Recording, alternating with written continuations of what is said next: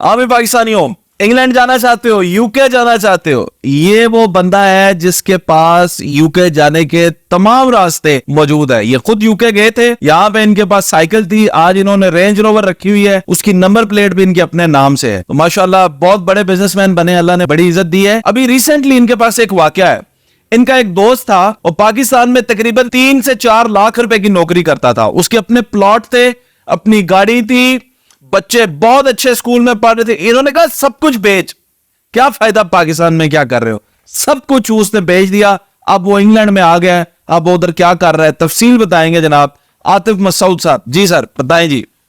पहले बात ये है पहले तो ये बात है कि जो भी कोई इंग्लैंड आना चाहता है 100 बिस्मिल्लाह, आप आएं, अपना सब कुछ बेचें, कश्तियां चलाएं, किसी किस्म का कोई मसला नहीं है। वीज़े बहुत आसानी से मिल रहे हैं, 5, 7, 10, 15 लाख रुपए लगा करके आप बहुत आसानी से इंग्लैंड आ सकते हैं, वहाँ पर लग्जरी लाइफ गुजार सकते हैं, खुश रह सकते हैं, बीवी बच्चे बहुत आसानी से स्कूलिंग करेंगे, मेडिकल फ्री होगा, ये सब कुछ आप आसानी के साथ पा सकते हैं। तो अगली गल शुरू करो ना, कैसे कैसे भाई, आप अपनी कोई जायदादें वगैरह जो कुछ भी हैं वो बेचें, और बहुत आसान है आना, कोई ऐसा इतना बड़ा मसला नहीं है। आप अपने पास जो भी थोड़े बहुत पैसे वैसे हैं ये आप बेचें और इजीली आपको वर्क परमिट मिलेगा। आप जब आ जाएंगे 3-4 हज़ार पाउंड की वहाँ जॉब मिल जाएगी। आप, मेरा एक दोस्त ने ना 3-4 महीने पहले मुझे फ़ोन किया और उससे मुझसे कहा आते भाई वर्क परमिट मिल रहा है बहुत ईजीली, मैं आ जाऊँ। मैंने कहा तू कर क्या रहा है अभी वहाँ पे? कहने लगा यार मैं किसी मल्टीनेशनल कंपनी में काम कर रहा हूँ, 3-3.5 लाख रुपये मेरी तनख्वाह है, लाख एक रुपये कमेटी भी डाली हुई है, मैंने प्लॉट वगैरह भी ले रखा है, गाड़ी वाड़ी भी कंपनी ने दी हुई है, घर भी दिया हुआ है, बच्चे अच्छे स्कूल में पढ़ रहे हैं वगैरह वगैरह।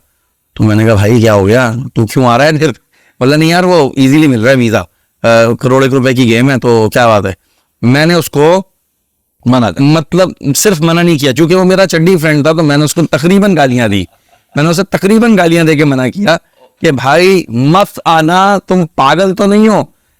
उसने कहा अच्छा ठीक है यार कोई बात नहीं। खैर कुछ अरसा गुजर गया, 3-4 महीने गुजर गए। एक दिन ना मेरे दोस्त का मुझे फ़ोन आया, कहता है यार वो आते भाई आपसे ना काम है। मैंने कहा बोलो। कह रहा है यार वो आप डांटोगे तो नहीं?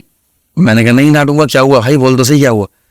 यार वो ना मैं ना इंग्लैंड आ गया हूँ। मैं एकदम हैरान हुआ, मैंने कहा है अच्छा?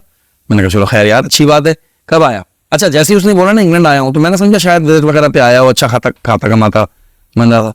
तो कहने लगा यार वो ना, तो मैंने कहा इसमें डांटने वाली क्या बात है?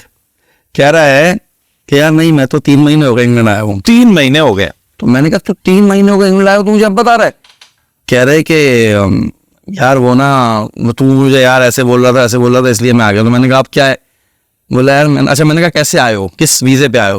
कहता वर्क परमिट पे आया हूँ। तो यार वो ना, मैंने कहा अच्छा अब तू रुक, सारा मैं बताऊंगा। अब तू रुक, अब मैं बताऊंगा कि तेरे साथ हुआ क्या है। बोला जो तुझे कैसे पता चले? मैं बताता हूँ। मैंने कहा भाई आप आए होंगे वर्क परमिट पे, आपने लगाया होगा अपनी बीवी के लिए वर्क परमिट, आप खुद वर्क परमिट में नहीं है, आपकी बीवी का वर्क परमिट होगा, आप डिपेंडेंट होंगे, आपके बच्चे डिपेंडेंट होंगे, और आपने तकरीबन 1 करोड़ 1.25 करोड़ रुपये लगाया होगा फीसें वगैरह दे दिला के, और आप यहाँ आए होंगे। यहाँ आके शुरू में आपको बहुत अच्छा लगा होगा, घर अच्छे लगे होंगे, सफाई है, शोर शराबा नहीं है, आबो हवा बहुत अच्छी है, निज़ाम बहुत अच्छे हैं। तो आप बोलेंगे अरे यार मैं तो बड़ी अच्छी जगह आ गया। जब 2-3 दिन आपका हनीमून पीरियड खत्म हो जाता है, उसके बाद 1 हफ्ते बाद जब आप उस कंपनी जिस कंपनी ने आपको वर्क परमिट दिया है उसके पास जब आप जाएंगे कि हाँ जी जॉब वगैरह का क्या मसला है, तो वो कंपनी ने आपको बोला होगा कि भाई जॉब वो क्या होता है, जॉब तो नहीं है हमारे पास। तो फिर आप परेशान हो गए होंगे कि यार ये क्या, आपने तो हमें वर्क परमिट दिया, उसमें लिखा हुआ है कि आप 3,000-4,000 पाउंड सैलरी देंगे। तो कहेंगे नहीं भाई वो तो पेपरों में ही था बस। तो ना मैं ये उसको बता रहा हूँ कि ऐसे तुम्हारे साथ हुआ होगा। तो अभी तुम्हें 3 महीने हो गए होंगे, अब तुम बाहर निकले होगे जॉब के लिए, तुम्हें जॉब नहीं मिल रही होगी वहीं पे, तो जो तुम सेविंग लेकर आए होगे वो तुमसे खत्म हो गई होगी। ये सब कुछ होने के बाद आपको अपना एक पुराना दोस्त याद आया होगा जिसने आपको ये कहा था कि नहीं आना। तो ये हुआ आपके साथ। बोले यार तुझे कैसे पता? अबे मैंने कहा भाई तू अकेला नहीं है, ये वहां पर जितने लोग आ रहे हैं इस वक्त वर्क परमिट पे आसिफ साहिब, सबके साथ यही सीन है। ये जो सऊदी अरब है या गल्फ की और कंट्रीज हैं उनमें तो चलें वो कहते हैं जनाब इतने रियाल मिलेंगे, नहीं मिलते तो समझ आती है। इंग्लैंड में भी ऐसा होता है कि लिखा होता है 2,000 पाउंड सैलरी, फिर ना मिले, आप कुछ नहीं कर सकते ना। कंपनी कहती है जी लॉस हो गया, अगर आप कंपनी का कंप्लेन भी करेंगे तो आप ही का नुकसान है, क्योंकि आपने इतने पैसे भरे हुए। अगर कंपनी बैंकरप्ट हो जाती है या कंपनी क्लोज डाउन हो जाती है, आपका वीजा वहीं पे खत्म हो जाता है, आपको वापस जाना पड़ता है। तो उस डर से आप कंपनी कंप्लेन नहीं कर सकते, तो इस वजह से वो फंस जाते हैं आप।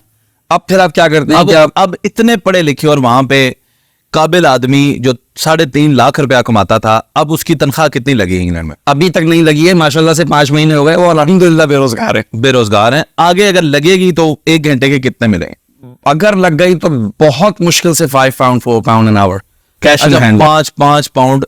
और ये महीने के कितने कमा लेगा? महीने के 800-900 पाउंड कमा और ये लेगा। कितने पाकिस्तानी बनते हैं? तकरीबन 2.5 लाख रुपए बनते हैं। पता चला। अच्छा, आप अगली तो सुन लो, 1 लाख रुपया माइनस हो गया। अगली तो सुन लो भाई। अब जो ये 2.5 लाख रुपए बनते हैं ना, ये नहीं, यानी कि जो 800 पाउंड कमाएगा ना, वो 800-900 पाउंड अगर बहुत ज्यादा तीर मार लेगा, बहुत अच्छी जॉब मिल जाएगी, 1200 पाउंड कमा लेगा वो। ठीक है, अब 1200 पाउंड जब वो कमाएगा ना, तो उसमें से उसने कम से कम 800, चूंकि बहुत ज्यादा लोग चले गए तो इस वजह से वहां पे अकोमोडेशन का बहुत मसला है। जो घर 650-700 पाउंड में मिल जाता था, अब वो 1000 पाउंड में भी नहीं मिलता है, किसी छोटे एरिया में भी आपको नहीं मिलता है।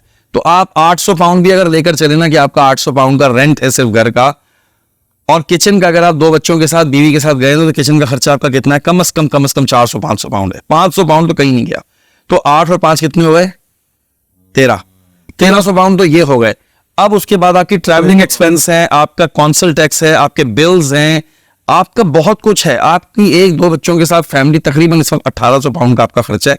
1800 पाउंड तनख्वाह नहीं मिलती 1800 तो अगर पाउंड मियां तनख्वाह। बीवी दोनों काम करें, दोनों काम, जब बच्चों को आप साथ लेके जाएंगे तो या तो काम कर लो या बच्चे संभाल लो, क्या करेंगे आप? अब आप क्या मशवरा दे रहे हैं पाकिस्तानियों को? आ जाएं। हाँ, आए 100 बिस्मिल्लाह, लेकिन कश्तियां जला के आनी है, जायदादें बेच के वो एक है ना कि जायदादें बेच छड़ियां, जायदादें बेच के आनी है, कर्जे लेके आने हैं, अम्मा का बीवी का जेवर गिरवी रखवा के आना है। 100 बिस्मिल्लाह आए। अभी मैंने पिछले दिनों एक वीडियो भी बनाई थी, मैंने कहा आ जाओ। अबे भाई, करोड़ों लोगों ने मुझे मैसेज कर दिया, यार कोई रास्ता बताएं। यार आप लोगों को इतनी सेंस नहीं है कि मैं किस सेंस में बोल रहा हूँ कि आ जाए? आपको इतना नहीं पता लग रहा? पीट के मर गए आपके सामने कि भाई मत आओ मत आओ, आप समझ में नहीं आती। आप चले जाते हैं, किसी पता नहीं अजीब किस्म के एजेंट आपको हाथ दिखाते हैं कि यार इंग्लैंड है भाई, पेपर पे लिखा हुआ है 3000 तनख्वाह आपको मिलेगी। अबे नहीं मिलेगी। यार सारे सॉलिसिटर नाराज हो जाएंगे। नहीं, सारे नहीं ऐसे, लेकिन चंद कैसे हैं जिनके टाई आप चढ़ जाते हैं। देखें, असल बात यह है कि इंसान ना वो सुनना चाहता है जो उसने फैसला कर लिया होता है। तो जब आपने फैसला कर लिया होता है ना कि इंग्लैंड जाना है या बाहर किसी मुल्क में जाना है, तो फिर आप असल बंदे से राब्ते में अगर जाएंगे और वो आपको अगर असल कहानी बताएगा, आपको वो बुरा लगेगा। आप सिर्फ उसी से पूछना चाहते हैं जो आपके मतलब की बात कर अभी रहा है। मैं बताऊं मेरे पाकिस्तानी क्या सुनना चाहते हैं। पाकिस्तानियों, इस शख्स की बातें मत सुनना, ये खुद तो उधर जाके सेट हो गए हैं, लेकिन आपको नहीं सेट होने देना चाहते। आप हाँ। यही सुनना चाहते हैं ना, वीडियो बंद करें यार, बस हमने इसके बाद। आप आ जाए, मैं हूं, मैं एयरपोर्ट से खुद आपको रिसीव करूंगा।